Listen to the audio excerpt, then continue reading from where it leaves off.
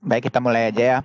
Perkenalkan, nama saya Putu Area Wigita. Saya adalah asisten akademik di Departemen Ilmu Ekonomi FEB UGM. Saya mengucapkan selamat datang kepada teman-teman yang sudah bersedia hadir di pertemuan atau di diskusi kita mengenai R, spesifiknya tentang topik visualisasi data dengan menggunakan ggplot2. Nah, teman-teman, sebelum kita mulai tutorialnya, saya expect teman-teman sudah download atau sudah mengunduh gini ya, package-nya, package tidyverse atau ggplot. Tapi kalau bisa pakai tidyverse aja sih. Jadi kita pakai 3 data dari R, artinya kita nggak pakai data dari eksternal, udah ada juga di R-nya, nanti tinggal diunduh dari sana aja. Jadi sembari di tengah tutorial, kalau ada yang kurang jelas, bisa langsung ditanyakan via chat ya, atau dengan menggunakan mikrofon. Ya, dibuka dulu ya R Studio-nya, kita mulai. Kita akan pakai tidyverse library.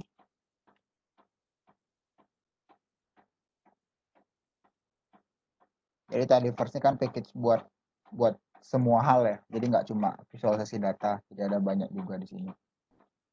Kita pakai tidyverse, lalu untuk datanya kita akan pakai 3 data.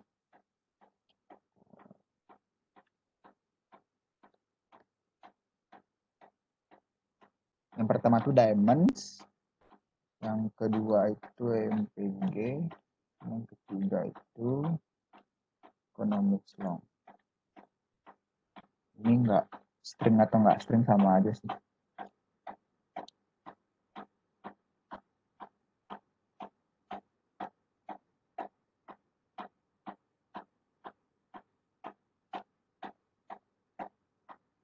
Oke teman-teman, sudah di library package-nya dan mengunduh datanya sudah gini. Ada yang kesulitan nggak? Sebelum saya lanjutkan, karena ini kan materinya gini ya, kebanyakan tuh kita menunggu loading plotnya, jadi nggak gini juga, nggak terlalu banyak juga sih bagian codingnya, banyakan menunggu di plot juga di sini. Sudah bisa saya lanjutkan?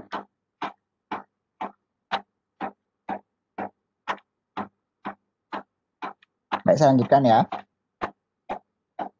Jadi kalau di R sama seperti programming software yang lainnya ya, misalkan pakai Stata ataupun Evious, jadi kita juga di R bisa melakukan visualisasi data, dan menurut saya sependek pengetahuan saya sangat banyak hal yang bisa kita lakukan di R dibandingkan dengan di programming software lainnya. Tapi terutama di ggplot ya, ggplot kan salah satu package yang digunakan untuk melakukan visualisasi data, dan memang ada grammarnya juga, dan grammar itu berbasis grammar of graphics, dan ini juga sudah umum sekali di dunia data visualization. Selain ggplot2 ada juga beberapa package yang bisa digunakan, misalkan Plotly. Plotly juga visualisasi data, tapi dia lebih interaktif. Jadi misalkan kita ingin men-subset sebagian data point di plotnya itu sendiri, itu kita bisa lakukan di Plotly. Atau kita bisa pakai ggAnimate. Jadi ggAnimate itu biasanya bagus untuk melakukan visualisasi di data panel. Kalau kita lihat nih pengantar ya, pengantar aja dulu. Bentar, coba saya share.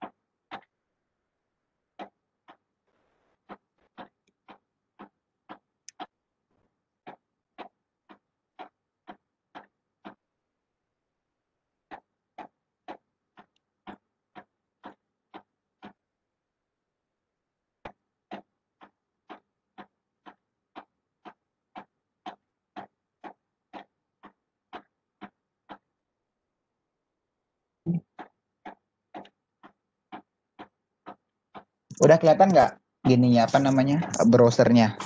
Jadi sebenarnya ggAnimate itu salah satu package tersendiri, cuma dia sama dengan menggunakan ggplot dari segi grammar of graphics-nya. Kita pakai, kalau udah paham grammarnya ggplot, nanti akan lebih mudah memahami ggAnimate. Jadi misal kita pakai ggplot di data biasa, nanti akan seperti ini hasil plotnya, hasil scatter plotnya. Tapi kalau pakai ggAnimate itu kita bisa buat dia bergerak gitu. Misalkan kayak kita menganalisis data panel. Data panel, habis itu kita punya dua variabel atau dua poin variabel, dan kita punya data set per tahun. Nanti datanya akan kita bisa buat dia bergerak sesuai dengan jumlah tahunnya. Nanti formatnya dia akan berbentuk GIF ya formatnya, GIF ya. Jadi bukan PNG ataupun JPG karena dia kan beda gininya.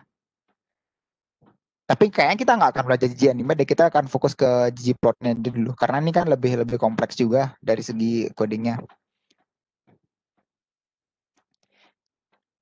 Nah kalau di R, di ggplot 2-nya di R itu ada beberapa komponen dalam sebuah plot. Ada data, ada layers. Jadi layers itu kita menumpuk dengan menggunakan tanda tambah, nanti akan saya jelaskan dulu ya. Layers, ada scales, ada facet. Ada facet itu kayak membagi plot berdasarkan variabelnya. Nanti juga kita akan belajar tentang facet. Ada juga theme. Jadi theme itu kita mengolah posisi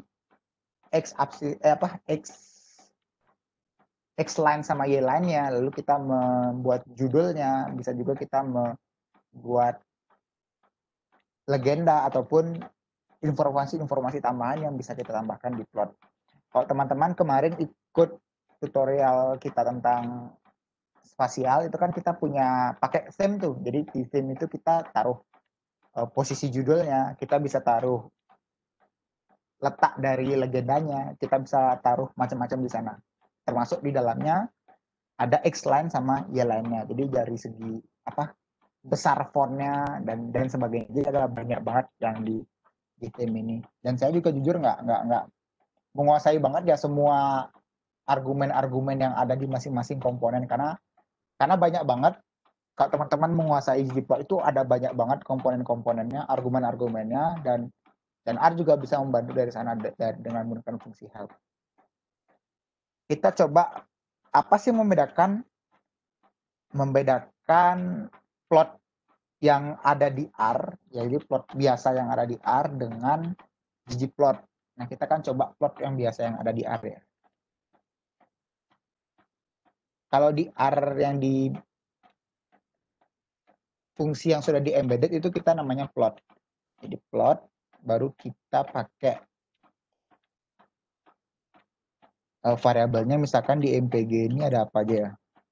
MPG ada manufacturer, model. Jadi ini sebenarnya dataset mobil ya. Dataset mobil ada Audi. Coba saya jelaskan satu persatu. Ada sih di Google gininya, apa namanya, masing-masing variabelnya. Jadi dis L itu engine displacement, year tahun, CL itu silindernya, transmission, DRV itu drivetrain, jadi ada mobil roda depan, roda belakang, CTY itu city miles per gallon, HWY highway miles per gallon, FL fuel type, dan class itu adalah tipe dari mobilnya. Jadi di sini kita punya macam-macam data ya, ada yang karakter, integer, numerik, ada beberapa karakter juga. Nanti kalau karakter kita akan lebih mudah untuk membagi dia berdasarkan grup dengan menggunakan faktor. Balik lagi ke plot. Jadi saya akan coba highway sama displacement. Highway sama HWY.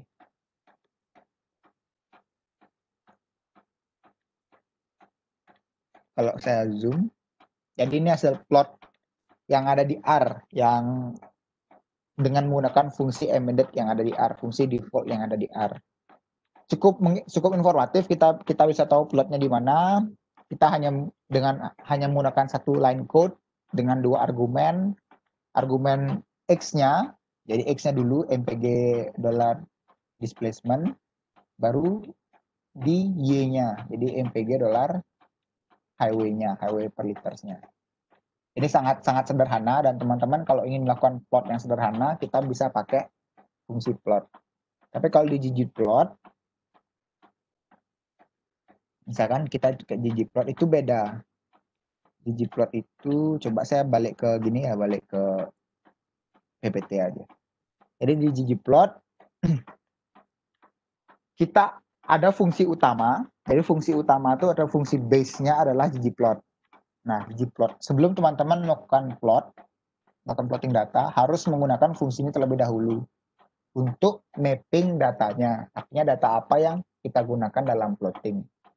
Setelah kita tahu datanya, baru kita plot variabel-variabel yang kita ingin masukkan ke dalam gambarnya. Misalkan kita tadi menggunakan highway mileage atau HWY dan engine displacement liter. Tadi kita sudah coba juga di plot yang biasa. Sekarang kita akan coba di ggplot. Untuk sintaksnya kita punya dua ya. Kita punya dua cara. Tapi sebenarnya walaupun caranya ini kelihatannya itu berbeda, hasilnya sama, tapi ada perbedaan yang mendasar dari dua sintaks ini. Grammar yang kita pakai di ggplot itu adalah pertama, kita tuh selalu melakukan fungsi ggplot dengan argumen datasetnya. Jadi ggplot argumennya kasih datasetnya, lalu kita kasih tanda plus. Kita tambah layer baru. Layer barunya itu adalah geopoint. Jadi geopoint, di dalam geopoint itu ada beberapa fungsi lagi. Yang utama adalah aesthetic. Jadi aesthetic ini atau AES itu digunakan untuk memplotting X dan Y-nya. Ini berlaku biasanya untuk line, untuk scatter plot. Jadi yang menggunakan dua variabel ya, tapi dia kalau untuk bar chart, untuk histogram itu kita hanya pakai satu argumen saja. Tapi kalau kita pakai selain itu kita bisa pakai dua argumen. Nah, posisi aesthetic itu bisa ada di dalam fungsi. Layernya bisa ada di fungsi ggplotnya. Jadi yang pertama nih, contoh sintaks pertama nih, aestheticnya itu ada di geopoint ya, fungsi geopoint. Fungsi geopoint itu digunakan untuk membuat scatter plot. Jadi ada geopoint, geombar, geomline, nanti akan kita coba satu-satu. Lalu kita di sintaks yang kedua, aesthetic saya taruh di dalam fungsi ggplot. Perbedaannya apa? Perbedaannya adalah dalam sintaks yang pertama, jadi aesthetic ini karena dia merupakan input dari geopoint, dia melekat ke geopoint. Saya ulang lagi, karena aesthetic yang ada di sintaks pertama itu merupakan argumen dari geopoint, dia melekat di geopoint, tidak melekat di plot secara keseluruhan. Karenanya hasil dari sintaks pertama dan sintaks kedua itu sama, karena kita hanya menggunakan dua layer, ggplot dan geopoint. Untuk sintaks yang kedua, aesthetic itu merupakan salah satu argumen dari ggplot. Artinya, karena dia merupakan inputnya, dia melekat ke ggplotnya. Misalkan kita akan menambahkan hal lain di sini, dia akan masuk ke ggplotnya. Karena ggplot merupakan base function dari kita melakukan plotting. Untuk pertama dan kedua, karena sekali lagi ya, karena kita hanya menggunakan dua layer, jadi nggak akan ada perbedaan antara sintaks yang pertama dan sintaks yang kedua. Kita coba dulu di R. Jadi ggplot mpg, kita coba sintaks yang pertama ya, mpg. Jadi di geom ini ada banyak ya, ada geom dan nah ini macam-macam nih. Ada macam-macam. Kita pakai geopoint. X-nya tuh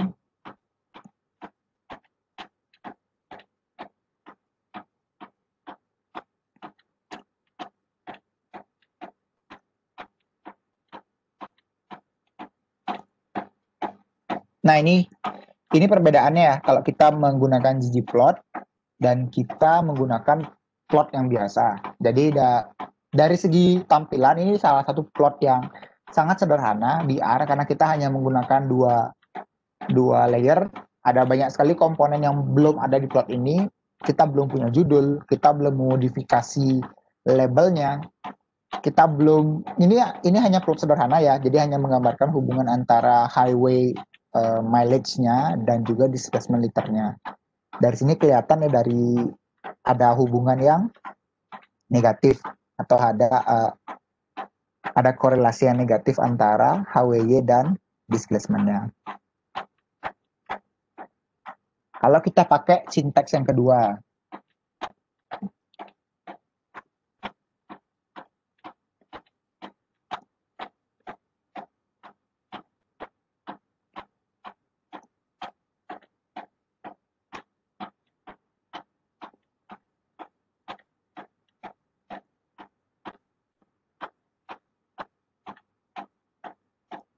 nah ini nggak ada perbedaan sama sekali ya.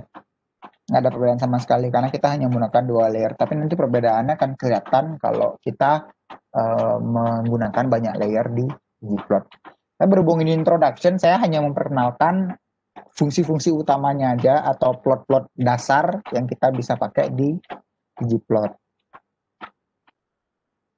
Kita lakukan tadi ya. Teman-teman sampai di sini ada yang kurang jelas?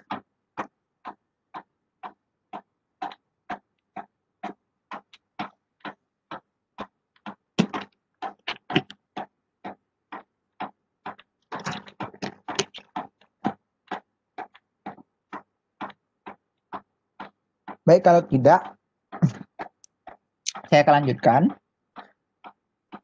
Selanjutnya kita akan membagi berdasarkan grup. Jadi kita akan menambah estetik baru. Di estetik sebelumnya kita hanya menambahkan 2 argumen. Displacement-nya itu argumen yang dasar ya. Jadi argumennya kalau nggak ada, hasil coding kita akan error. Karena dalam scatter plot kita harus punya variable X dan variable Y-nya. Nah, di sini kita akan menambahkan grup variabel baru. Ada tiga kategori yang bisa kita tambahkan di aesthetic, di fungsi aesthetic. Yang pertama adalah color, jadi warna. Yang kedua adalah shape, dan yang ketiga adalah size. Ya, ini berbeda-beda ya. Misalkan kita kalau color ataupun size itu sangat umum digunakan kalau kita ingin menggrouping variabel yang continuous. Kalau color kan dia berdasarkan warna. Ada misalkan kita tadi ngeplot sama kayak kemarin yang ngeplot tingkat kemiskinan, artinya kan warnanya itu semakin gelap, semakin tinggi tingkat kemiskinannya. Semakin terang, semakin rendah. Dan itu menggambarkan sesuatu hal yang continuous, ada variabel yang continuous. Tapi kalau kita pakai shape, karena shape kan bentuknya terbatas.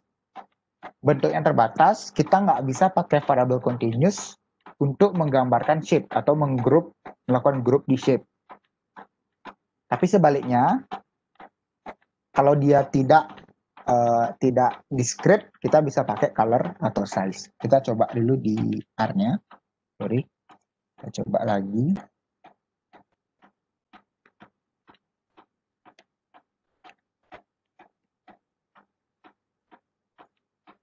Kita akan coba yang di atas ya. Kita akan coba yang di atas. Jadi ini masih sama aja.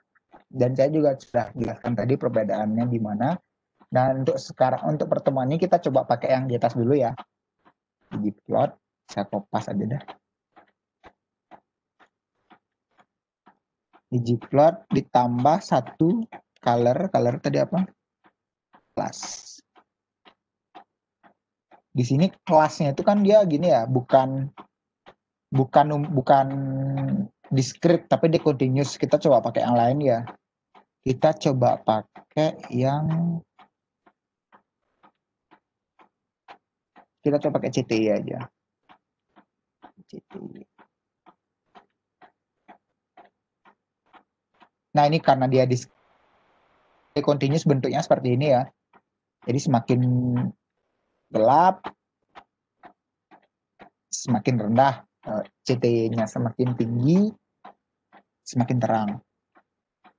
Jadi dari sini ternyata selain ada hubungan yang negatif antara HWY dan displacement, kita juga bisa membuat kesimpulan ada kecenderungan bahwa semakin rendah nilai displacement-nya, maka nilai CTY-nya semakin tinggi. Artinya baik HWY dan CTY ini sama-sama berkorelasi negatif dengan displacement. Jadi sebenarnya dalam satu plot kita bisa mengambil banyak kesimpulan. Tapi untuk trade off ya teman-teman, sebagai informasi, semakin kompleks plot yang kita buat, itu akan semakin sulit dipahami, tapi semakin banyak informasi yang kita bisa petik di sana. Jadi, tapi plotnya semakin sulit dipahami. Sebaliknya, plot yang sederhana, yang mudah dipahami, itu sedikit memberikan informasi, tapi dia lebih mudah dipahami. Jadi ada trade off antara kompleksitas dari plot kita dan informasi yang bisa kita dapatkan dalam sebuah plot. Kalau di contoh kita di plot yang ini masih sangat sederhana. Kita hanya mendapatkan dua informasi ya, ada hubungan negatif antara HW dan displacement dan juga CTY dan displacement. Ini kalau kita pakai color. Sekarang kita pakai size. Mungkin kalau size mungkin akan lebih kelihatan ya kalau kita pakai size, karena kan dia lebih jelas perbedaannya. Kalau color kan kayak warna. Nah, ini size. Nah, kecenderungannya lebih jelas kelihatan di sini ya. Tapi size ternyata di sini enggak. Dia menggunakan legenda yang discrete. Misalkan kalau kecilnya seperti ini 10, kalau ini 15. Artinya dia tidak terlalu continuous dibandingkan dengan color. Nah, kalau teman-teman lebih melakukan plotting yang variance dari datanya itu besar, itu bisa pakai color. Tapi kalau variance datanya kecil, itu bisa pakai size. Tapi dari sini kelihatan ya, ada semakin rendah displacement-nya, maka bola-bolanya semakin, atau poinnya ini semakin besar. Jadi poinnya semakin besar. Yang ketiga tadi apa ya gini? DRV. Kita pakai shape.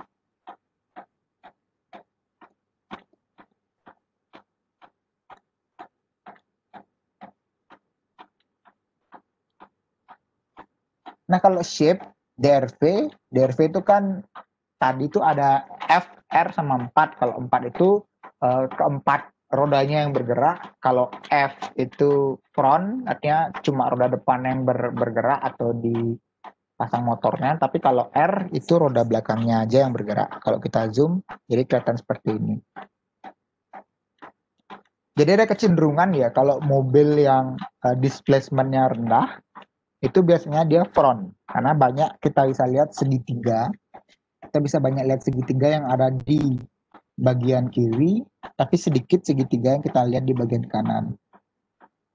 Mostly bulat dan kotak. Jadi semakin besar displacement-nya, banyak mobil yang kita lihat itu kecenderungannya dia 4WD atau front. Nah, kalau kita pakai data yang discrete, misalkan kalau DRV itu kan hanya ada 3 kategori, ada 4, F, dan R.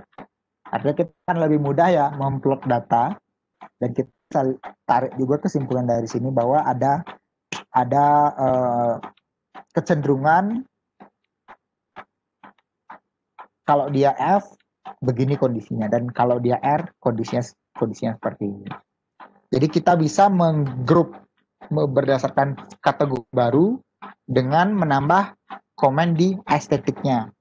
Jadi kita bisa, kalau saya ulang, kita bisa menggunakan color untuk variabel yang continuous. Kalau variabel yang variansnya lebih kecil tapi dia masih continuous, kita bisa pakai size. Tapi kalau dia discrete, kita bisa pakai shape. Artinya nanti tergantung kebutuhan dari teman-teman. Sampai di sini ada yang kurang jelas?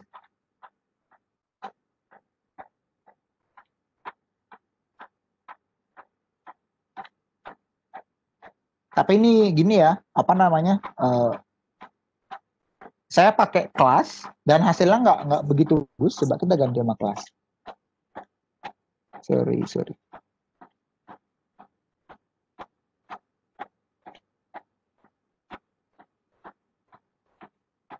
Nah, ini kan kelas ini kan dia discrete ada, tapi ada banyak.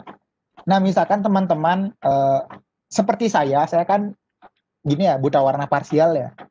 Nah, ini kalau saya ini nggak kelihatan, jadi kayak susah gitu loh membedakan. Misalkan kayak pick up sama subcompact, ini kan warnanya menurut saya mirip-mirip. mungkin teman-teman yang gini yang bisa ngelihat jelas warnanya mungkin kelihatan, tapi kalau bagi saya ini mirip-mirip. Artinya ini nggak bagus buat orang-orang kayak saya gitu. Makanya kalau teman-teman pakai kategorinya yang banyak, itu bisa pakai size. Karena kan dia lebih kentara, lebih kelihatan. Tapi kalau color lebih bagus kita menggunakan yang discrete, yang continuous. Baik, kalau sudah, kita akan masuk ke facet wrap. Jadi kita bisa menambah variabel kategori lagi ya. Jadi kita bisa mengkombinasikan lagi yang kita dapatkan sebelumnya di aesthetic dengan satu layer tambahan, artinya facet wrap. Jadi facet itu kita bagi dia berdasarkan kategori tertentu. Artinya ada semakin kompleks plot yang kita buat. Kita akan coba dulu ya yang komen yang di sini biar kelihatan perbedaannya seperti apa. Ada dua sih teman-teman, ada wrap sama grid. Nanti kita akan coba lihat perbedaannya. Ada wrap, ada grid.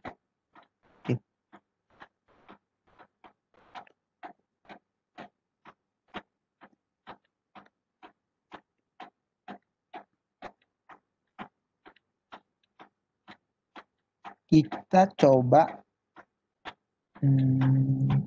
ini dulu ya, kita ganti colornya sama CTY. Coba kita pakai ini.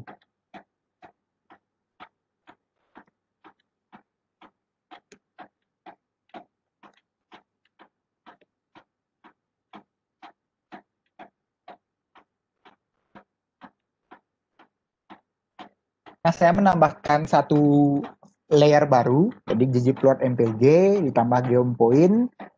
Saya tambahkan juga colornya, artinya warnanya berdasarkan CTY. Lalu saya tambahkan layer baru wrap. Jadi ada tanda baru di sini ya, tanda yang di bawah escape itu loh. Kalau di R ataupun di stata itu namanya by. Artinya di sini by FL. FL itu ada kalau nggak salah ada 5 kategori. Coba kita lihat dulu. MPG.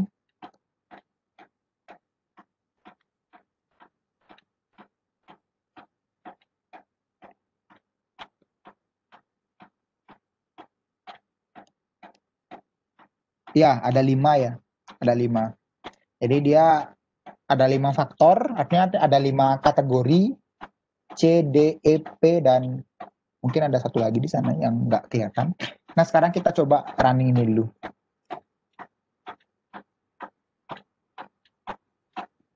Nah, kalau kita pakai tadi wrap ya, facet wrap ya, facet wrap. Ya, benar, facet wrap. Kita akan membagi berdasarkan 5 kategori. Artinya kita punya 2 gini nih, kita punya plot scatter plot 1, scatter plot. Jadi total scatter plot. Misalkan kita mulai dari yang hitam ya, scatter plot yang hitam. Lalu kita tambahkan by color. Ya, semakin rendah CTY-nya semakin gelap, semakin tinggi, semakin terang. Nah, setelah kita tambahkan warnanya, kita pecah dia berdasarkan kategori FL. Artinya kategori FL itu kalau saya baca FL itu fuel type. Jadi tipe bensin. Ada C, ada D, E, P, dan R. Dari sini ada beberapa hal yang bisa kita lihat dari segi sampelnya ya, samplingnya. Kelihatan ya kalau yang C, D, dan E itu samplingnya sangat sedikit. Sebaliknya tapi P dan R itu sangat tinggi atau sangat banyak relatif terhadap yang lainnya. Dan dari sini kita juga bisa lihat ada masih sama ya kecenderungannya, jadi semakin ada pengaruh negatif untuk semua jenis field type. Tapi kalau C nggak kelihatan ya karena kan cuma ada satu data point. Kecenderungannya semakin tinggi,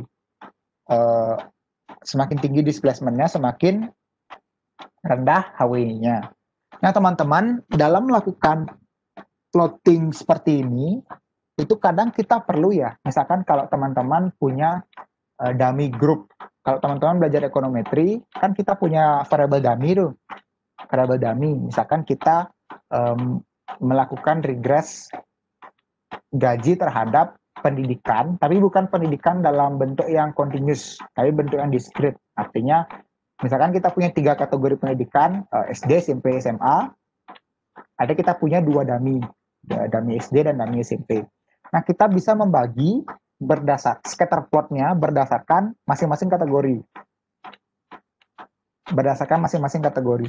Karena ada istilah di ekonometri namanya Simpson effect. Simpson effect itu misalkan kalau kita gabungkan dia jadi satu, kelihatan negatif, kelihatan hubungannya itu negatif. Tapi kalau kita pecah dia berdasarkan kategori, jadi masing-masing kategori itu positif. Tapi kalau digabung jadi satu dia negatif. Nah, itu namanya Simpson effect. Jadi teman-teman, ini cuma sekedar intermezzo ya. Kalau teman-teman melakukan regresi, jadi ada baiknya kita melakukan phased graph terlebih dahulu untuk mengetahui bagaimana kondisi plot di masing-masing grup. Saya ulangi, untuk mengetahui kondisi plot di masing-masing grup. Tapi kendalanya adalah ketika sampel grup kita nggak memadai, hasilnya seperti ini. Jadi baik dari sampel yang C-nya nggak banyak, tapi di sisi lain P dan R-nya banyak. Jadi nggak sedikit kesimpulan yang bisa kita tarik. Itu kalau rep. Ada juga yang grid. Kalau kita pakai satu variabel, dia nggak akan kelihatan ya, nggak akan kelihatan. Kalau kita pakai grid, coba saya plot lagi.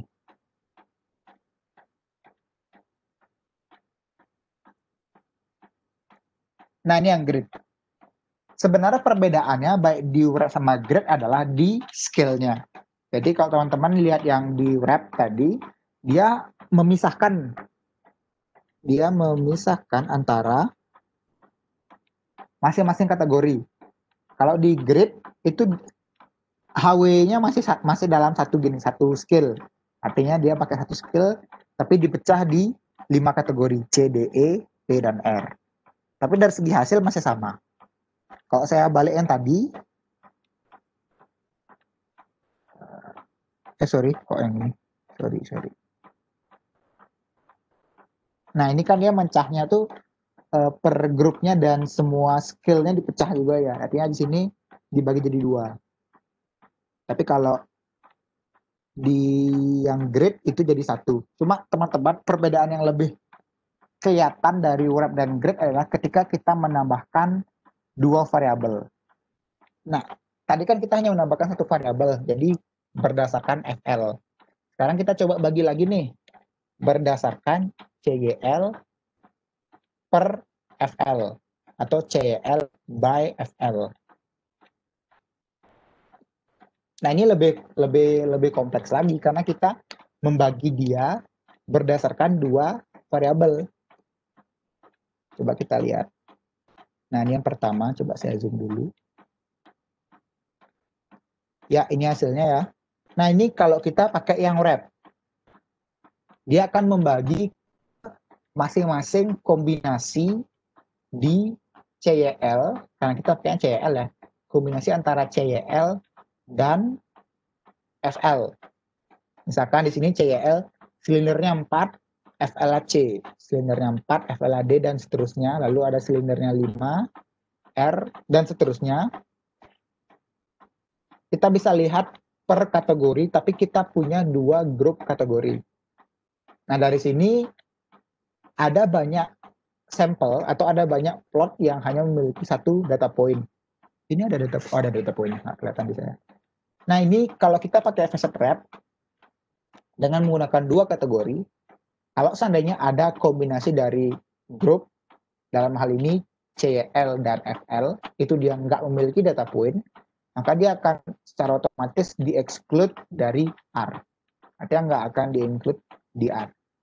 Tapi kalau dia minimal ada 1 data point, dia akan dimasukkan di R. Jadi kita punya 4C, 5R, 6D, 6E, ada juga 8D yang memiliki 1 data point.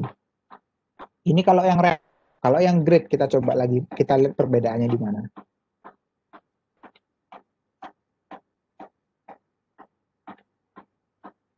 Nah, kalau yang grid, dia akan tetap memasukkan kombinasi CYL dan FL yang tidak memiliki sampel, yang tidak memiliki data point. Misalkan di sini 5C kan tidak ada nih, kosong semua nih. Ini kosong, ini kosong, ini kosong. Nah, tapi dia akan membagi dia berdasarkan grid. Jadi kita bisa lihat di C, D, E, P, R, dan kita juga bisa lihat 4, 5, 6, 7. Nah, itu teman-teman kalau ingin membagi per kategori, kita punya dua pilihan. Kalau kita ingin melihat data yang sudah lengkap atau yang sudah ada, kita bisa pakai yang grid. Karena kan di sini kelihatan lebih rapi. Dari segi estetika dia lebih rapi dan akan kelihatan masing-masing kombinasi dari grupnya. Tapi kalau banyak data point dari hasil sampling yang nggak bagus, itu bisa pakai wrap juga, bisa pakai hasil wrap karena dataset yang kombinasinya nggak ada atau nggak ada data pointnya itu di-exclude secara otomatis oleh R. Cuma dari sini kita udah mulai masuk ke plotting yang lebih kompleks, walaupun nggak terlalu kompleks, lebih kompleks dan informasinya lebih banyak kita dapatkan, tapi plotnya lebih susah dipahamin gitu. Kita bisa lihat dari sini. Jadi kan dalam arti dalam plot ini kita punya 5 kali 4, kita punya 20 plot ya, 20 plot dalam satu gambar dengan mengkombinasikan 4 variabel. 5 variabel. Ada HWY, ada displacement, ada CTY, ada FL, ada juga CYL. Nah, di sini kita punya 5 variabel dalam satu plot. Jadi ini lebih kompleks dan kalau sekali lihat mungkin agak susah juga untuk dipahami, tapi ada banyak informasi yang bisa kita dapatkan dari sini. Untuk facet wrap dan facet grid mungkin demikian. Ada yang masih kurang jelas?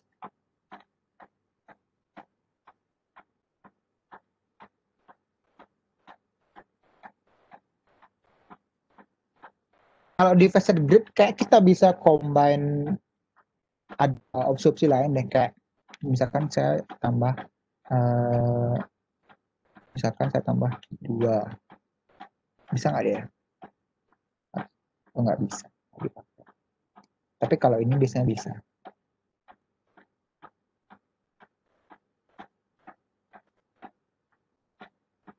Oh, nggak bisa. Bentar, kayak pernah dimasukin argumen jumlah kolom yang apa di sini ya? Oh, di sini ternyata. Ini tambahan informasi ya, di wrap itu kita bisa menambah argumen, jadi kita bisa menentukan jumlah kolom yang ingin kita pakai. Di sini misalkan kalau n call-nya 2, maka dia akan membagi menjadi 2 kolom. Nah, ada 2 kolom. Kalau tadi kan sebenarnya tadi 2 kolom juga, 3 ring, tadi ada 3 kolom, sekarang ada 2 kolom. Kalau tadi kita pakai yang 3 kolom, dia akan memanjang sama seperti tanpa menggunakan argumen. Coba kita pakai n call lebih.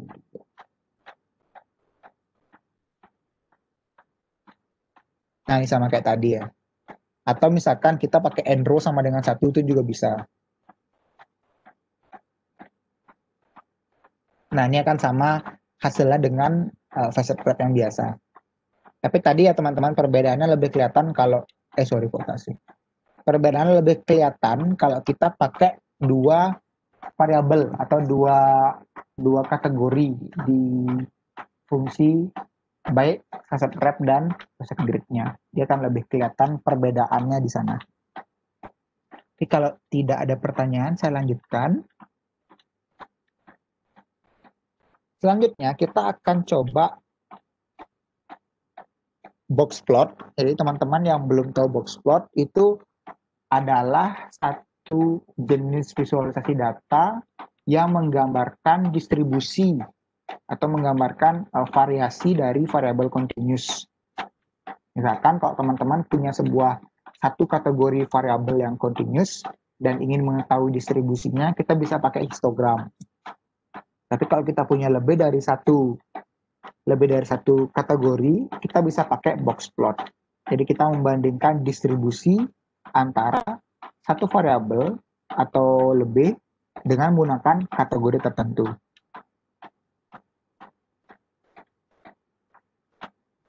Nah, di sini ada tiga jenis box plot. Yang pertama adalah GeoMJitter. Jadi GeoMJitter itu dia hanya menggabungkan titik-titiknya ke dalam satu grup, ke dalam satu kelompok variable continuous tadi. Tapi kalau box plot dia akan berbentuk kotak, dan dari box plot harusnya kita bisa tahu sih nilai rata-rata, nilai mediannya, lalu dan macam-macam, ada banyak informasi yang bisa kita dapat di situ. Ada juga violin. Jadi violin itu dia lebih gini ya, lebih dari segi gambar dia lebih bagus karena kelihatan gitu density atau kelihatan distribusi dari tiap-tiap kategori. Nah, kita akan coba satu-satu ya biar teman-teman nggak bingung juga. Kita copy box plot.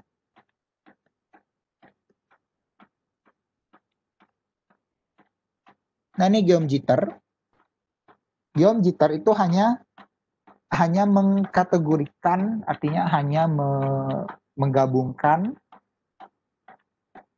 titik-titiknya ke dalam grup masing-masing. Misalkan di sini 4. Walaupun dia ada di pinggir, artinya dia tetap masuk ke dalam kelompok 4 ya. Sama juga dengan yang di ujung, ini masuk ke kelompok 4. Ada juga F, ada juga R. Sini mungkin ada beberapa outlier ya. Ini kan masuk ke F nih, tapi dia sangat rendah nilai HW-nya, jadi dia terpisah sendiri. Ada juga yang di atas. Sebentar, ada yang bertanya.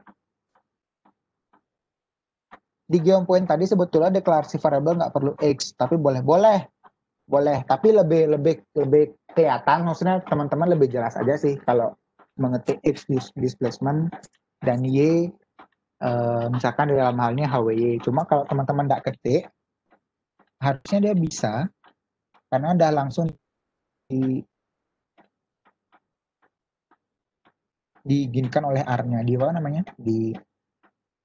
cuma kalau untuk yang ini teman-teman, yang box plot itu kan bukan gini ya. Misalkan saya tambahkan X Y, ini sama aja sih hasilnya.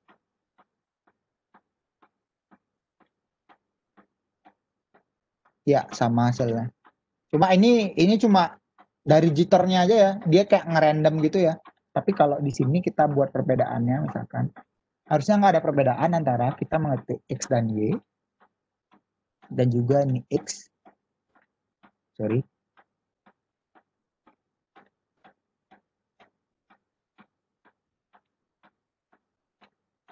ya nggak ada perbedaan. Jadi teman-teman boleh tuh mengetik, mungkin karena tadi saya langsung ngetik DRV dan HWY itu ya tanpa X dan Y-nya ya, dia langsung boleh seperti itu. Cuma teman-teman untuk senyamannya aja sih, tergantung selera. Kalau ingin menambahkan silahkan, kalau enggak juga nggak apa-apa. Jadi kita lanjut ke jitter. Iya, berubah lagi ya jitternya. Nah, seperti ini maksudnya GeoMJitter tuh dia hanya menggabungkan titik-titiknya ke dalam kombinasi kategorinya. Kalau yang kedua tuh box plot.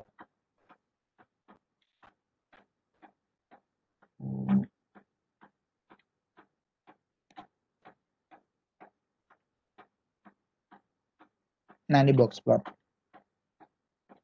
Kalau di box plot, titik-titiknya tuh nggak akan diplot semuanya. Artinya dia akan dibentuk sebuah distribusi dalam bentuk box plot. Mungkin teman-teman yang udah mengambil kelas statistik pasti udah nggak familiar ya sama ini.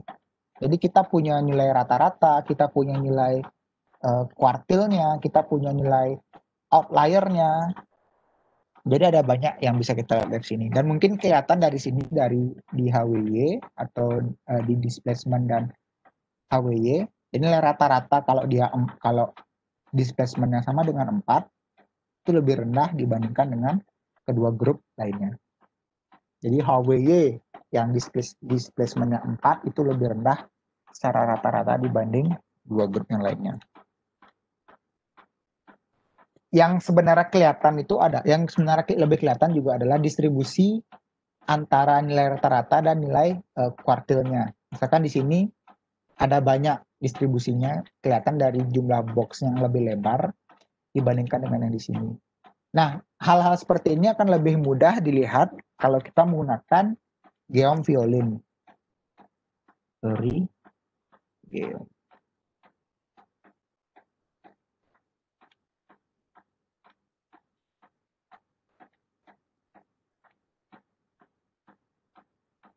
Bedanya, geom violin nggak akan ngasih tahu kita nilai rata-rata dan sebagainya, tapi dia hanya memberitahu nilai distribusinya.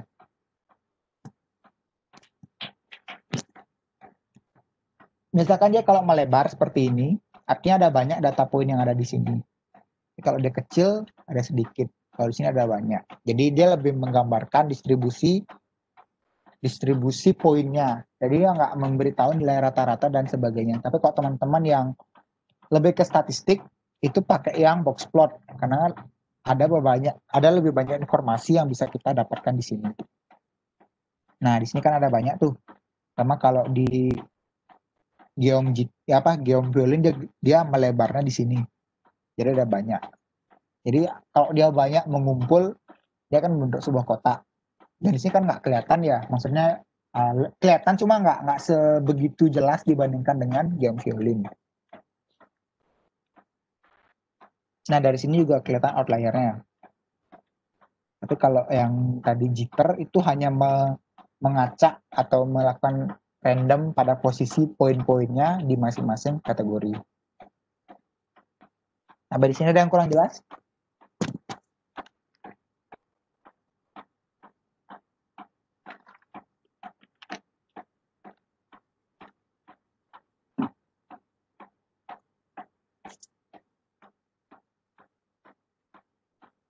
Kalau tidak, kita coba buat yang lain ya, biar nggak yang ini. Kita coba pakai data yang ini, economics long. Tapi datanya nggak begitu bagus ya. Maksudnya dibuat memanjang gitu. Coba kita cek sedikit.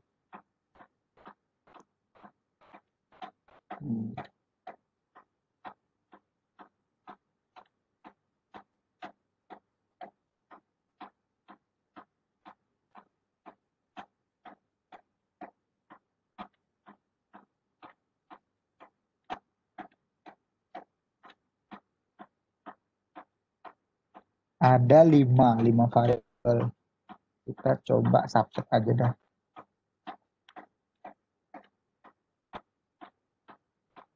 Apa aja nih ada? Oh.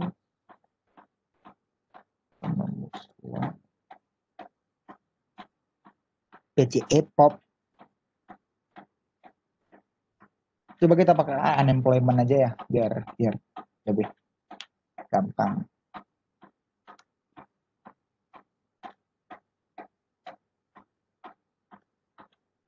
Economics long. Dolar.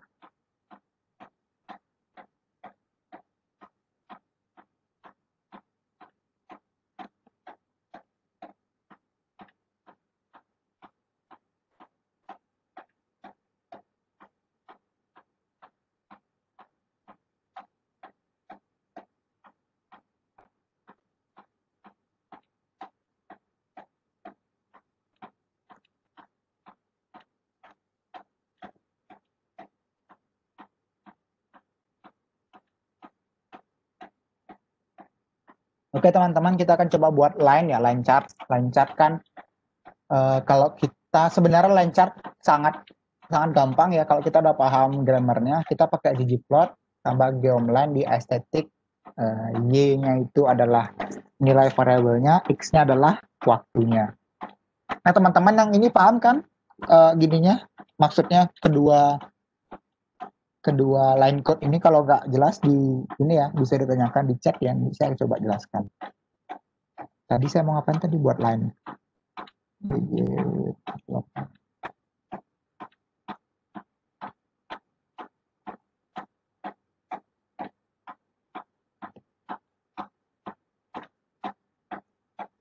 X-nya itu adalah date, Y-nya adalah value.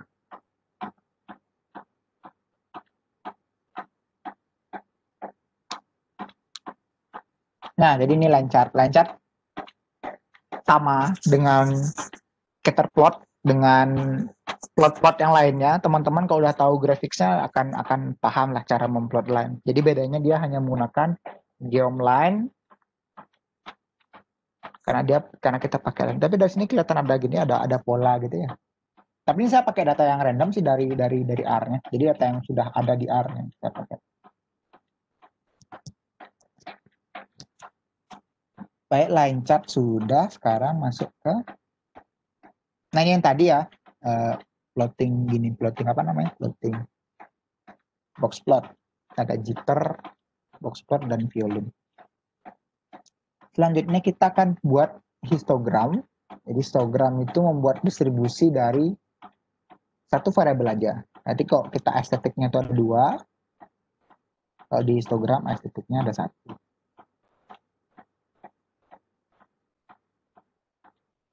Kita coba.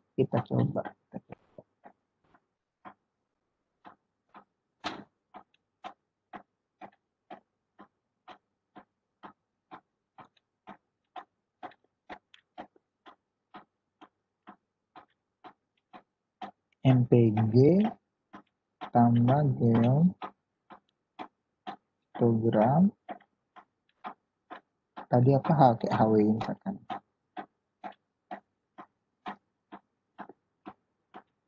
Nah, ini geom histogram. Jadi dari nilainya dan nilai HW-nya berapa dan berapa kali dia terhitung itu akan kelihatan di sini. Nah, di histogram kita juga bisa memanipulasi atau mengubah binwidth-nya ya. Jadi kalau ini kan dikasih gini nih. Bins-nya pakai 30 pick getter value with binwidth. Jadi lebarnya nih, lebar dari masing-masing bin itu kita bisa kontrol dengan menggunakan argumen bin width. Jadi bin width itu coba kita pakai 2, misalkan contoh aja. Nah, atau misalkan kita pakai 4, maka dia akan mengubah bentuk dari histogramnya. Jadi lebih melebar. Masing-masing bin itu akan lebih lebar.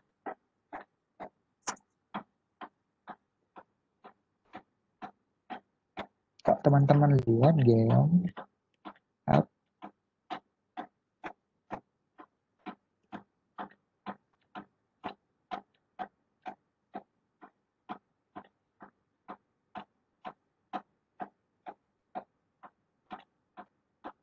dia histogram.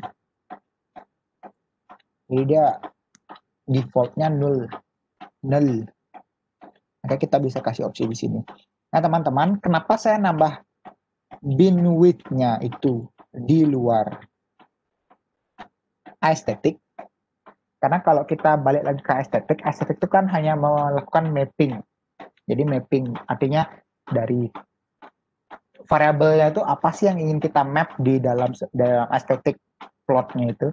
Kita di awal kita estetik di HWY, ada colornya, ada size-nya, dan macam-macam. Itu kan masuk ke inti dari plotting kita. Tapi kalau bin width itu kan sebenarnya lebih ke bagaimana kita membuat plot kita lebih bagus dilihat gitu.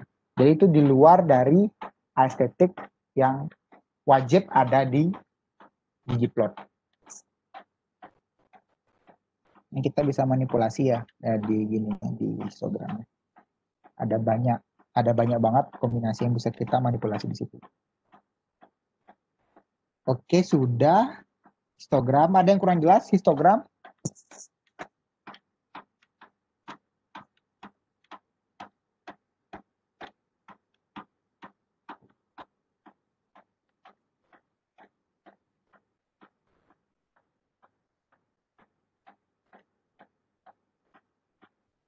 Oke, lanjut ya. Nah, kita nambah legend dan kita mengubah label dari masing-masing sumbu. Jadi sumbu X dan sumbu Y kita bisa ubah labelnya. Nah, teman-teman kalau ingin mengubah label, jadi X sumbu X-nya kita bisa pakai fungsi XLab atau labs itu juga bisa. Jadi labs X sama dengan apa, Y sama dengan apa itu bisa. Ini tergantung selera aja ya. Nanti kita coba pakai yang labs. Lalu juga ada YLab itu untuk sumbu Y. Untuk mengeset judul dari title-nya atau judul dari masing-masing sumbunya. Dan juga title itu untuk membuat string dari judulnya. Jadi judulnya itu kan nanti formatnya string. Setelah itu kita masuk ke tema. Nah, tema ini teman-teman yang kemarin mungkin sudah kita coba juga ya. Tema ini kita bisa memanipulasi ukuran font. Jadi coba saya cari di gini ya biar lebih clear ya.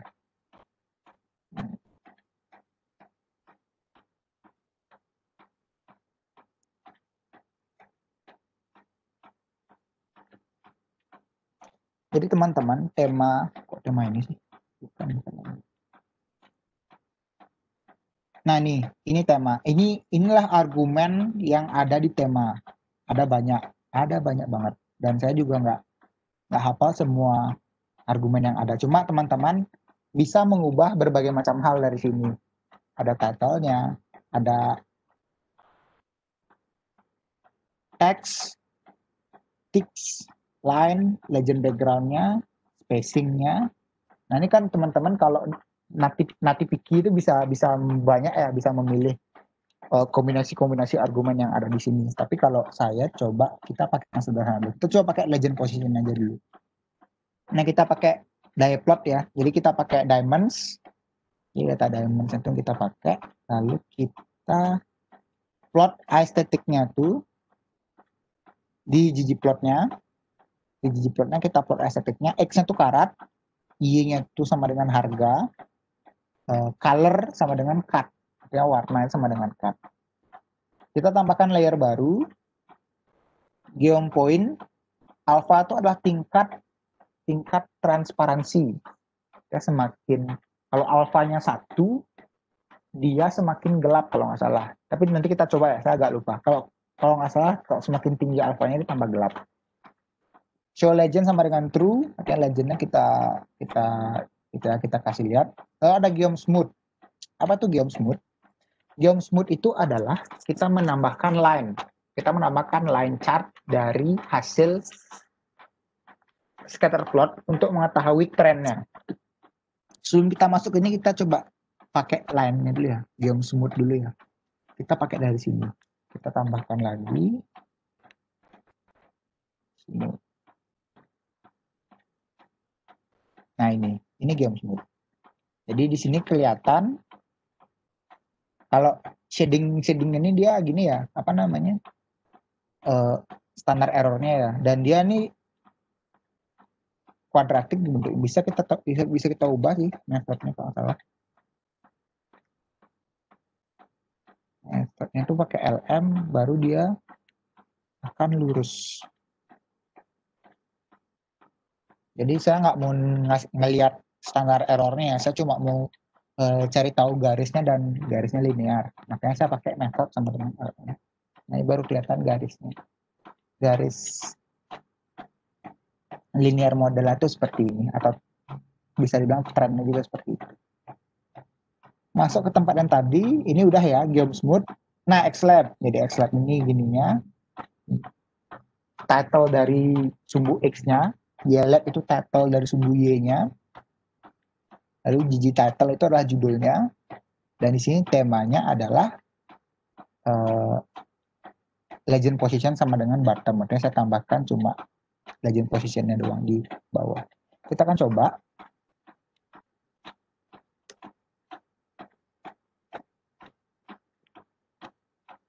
Tapi teman-teman semakin banyak, kalau diamond itu kan kita punya 53.000 ya.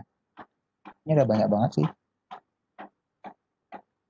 Nanti sambil menunggu plotnya mungkin kita akan coba ya.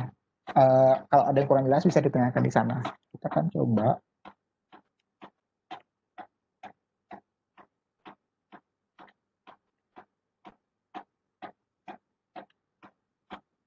Jadi estetiknya apa?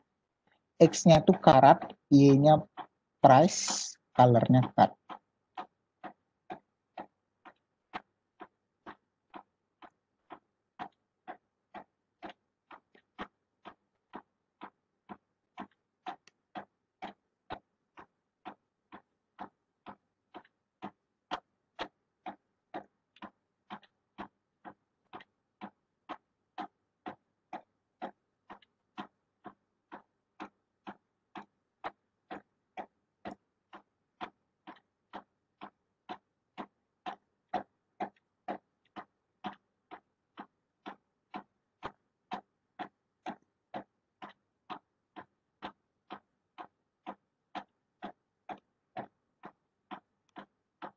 Nah, ini kita bisa pakai labs ya. Jadi labs tuh lebih convenient. Tadi kalau di contoh kan pakainya XLab.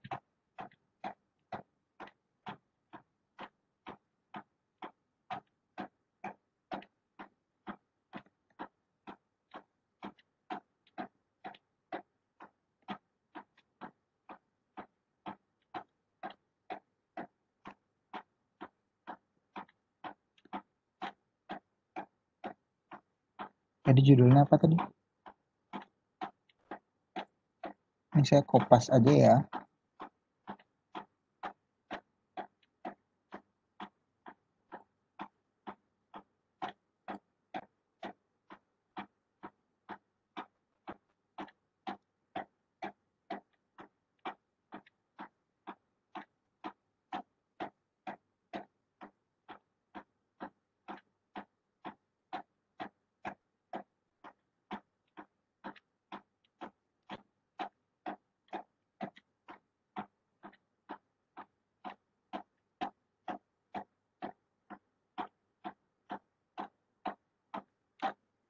Berhubung kita membuat sebuah plot, teman-teman sebenarnya bisa membuat plot ini sebagai sebuah objek di R. Misalkan kita tadi histogram, kita tambahkan aja his1 sama dengan ggplot mpg tambah dan sebagainya.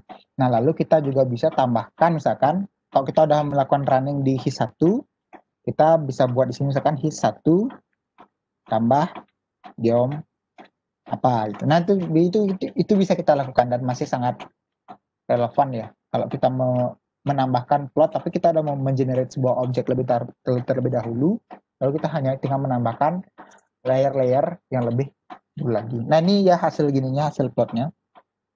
Kalau kita zoom,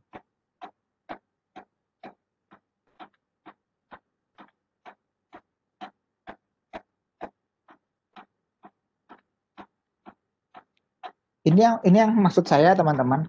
Teman-teman tuh di sini kelihatan dan di masing-masing cut itu kan dia kelihatan hubungannya positif ya antara diamond karat sama price-nya ya, masuk akal ya, semakin tinggi karatnya tuh semakin tinggi harganya.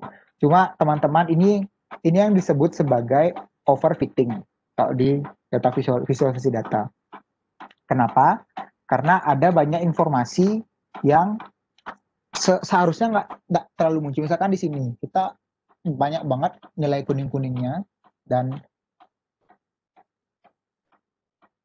dia menumpuk gitu ya di masing-masing karat ya. Misalnya kalau karatnya 2 dia kayak tebal gitu.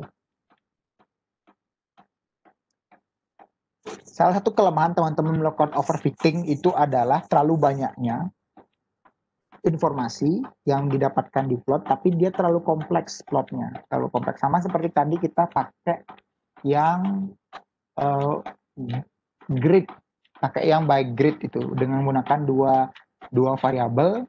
Kita lihat gridnya itu, kita mendapatkan informasi yang nggak seharusnya ada di sana karena ada beberapa grup data point yang kosong. Nah, itu bisa disebut sebagai overfitting. Karena kita mendapatkan banyak sekali informasi yang nggak perlu. Padahal sebenarnya kalau kita buat line-nya satu doang, misalkan itu bisa lebih masuk akal. Atau mungkin kita nggak perlu menggunakan scatter plot untuk data sebanyak ini. Ini masih mending ya, masih LM. Coba saya hapus lagi LM-nya, metodenya, dan saya pakai standar error-nya. Nah, itu kan lebih kelihatan lagi overfitting gitu. Maksudnya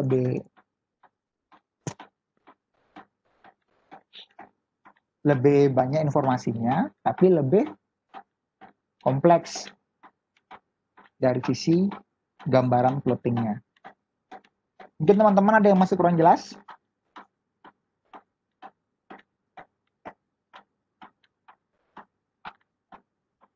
Nah, ini ya, ini kalau kita nggak pakai LM. Tadi kan kita pakai LM dan standar errornya kita buat false. Kalau ini kita nggak pakai LM dan standar errornya kita buat true.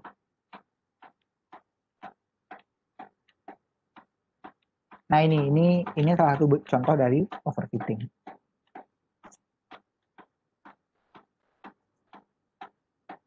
overfitting itu bisa juga kalau kita nggak pakai LM ya. LM itu kan sebenarnya menyederhanakan ya, dari misalkan yang mungkin hubungannya itu kuadratik atau mungkin pangkat 3 atau lebih, tapi kita bisa sederhanakan dengan menggunakan method ini, kita pakai LM. Akhirnya kan dia hanya linear model. Nah seperti ini. Ini salah satu contoh gambar yang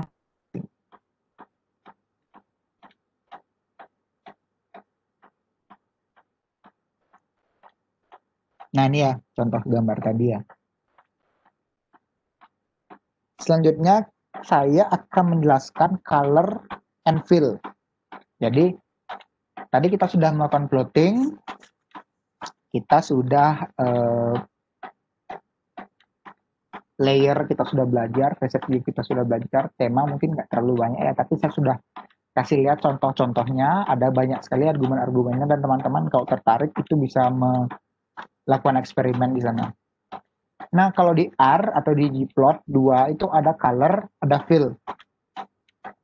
Dalam banyak jenis plot, color itu hanya memberikan warna di pinggir grafnya. Misalkan kita bar chart itu hanya memberikan di pinggir saja, artinya mewarnai di pinggirnya.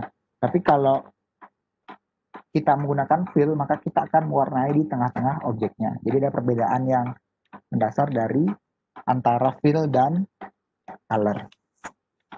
Color itu sangat cocok buat line chart, karena line chart itu nggak ada fill-nya, dia hanya satu garis. Tapi kalau fill itu kita bisa pakai di box plot, bisa pakai di histogram, atau juga bar chart. Coba kita pakai contoh di sini, sama dengan dark blue. Kita pakai di box plot ya.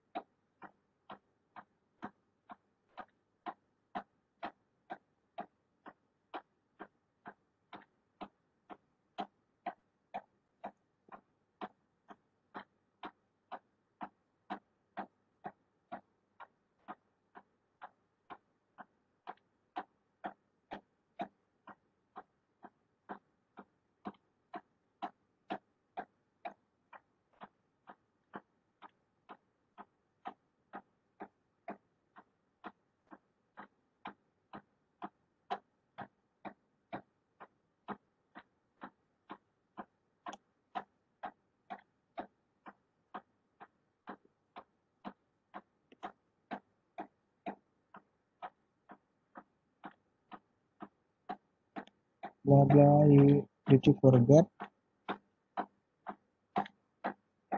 continuous sebentar. Oh ini ya.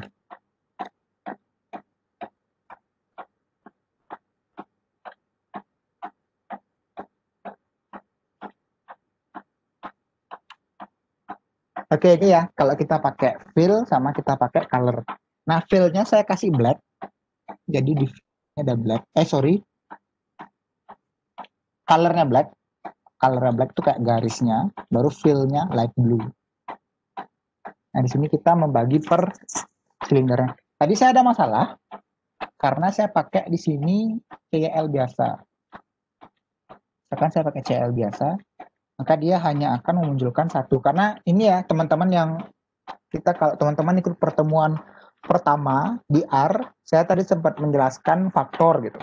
Nah faktor itu berguna untuk mengubah dari variabel yang sifatnya continuous. Nah ini misalkan tadi CYL itu kan continuous ya di sini.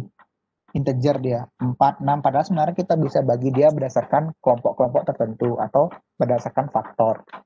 Nah di sini kalau teman-teman hanya menggunakan CYL, kita akan memiliki satu box plot aja, karena mengasumsikan kayak nilainya 4 sampai dengan 8 itu masuk ke dalam satu kelompok silinder. Tapi kalau kita bagi dia, menekan faktor dari silinder, kita memiliki 4 grup berdasarkan masing-masing silindernya.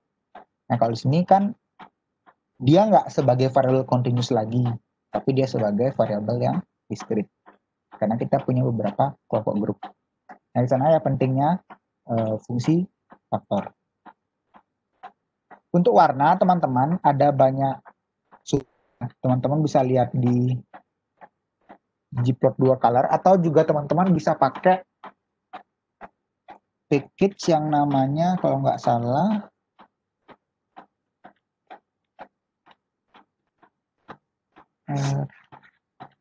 apa namanya?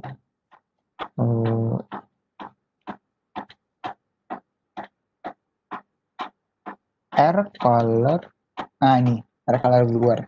Nah, ini dia akan memberikan teman-teman kombinasi warna dengan berdasarkan pelet-pelet tertentu. Nah, di sini teman-teman bisa lihat lagi ya di internet resources tentang AirColor Viewer untuk mencari tahu kombinasi warna yang cocok dalam melakukan visualisasi data. Karena sebenarnya teman-teman kalau kita pay attention to detail, warna-warna dalam kombinasi plot itu sangat memengaruhi kita. Jadi memengaruhi teman-teman dalam melihat plotnya. Misalkan kalau teman-teman nggak terlalu jelas perbedaan warnanya, itu kan sangat berbeda dengan kalau teman-teman menggunakan perbedaan warna yang signifikan.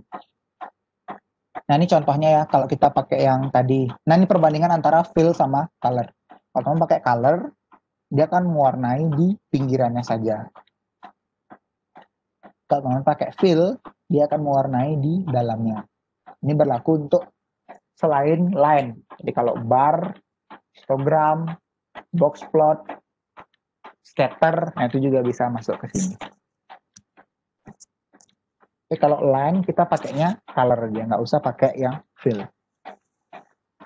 Nah, itu untuk pengenalan kita tentang ggplot. Mungkin teman-teman sebelum saya akhiri ada yang masih kurang jelas?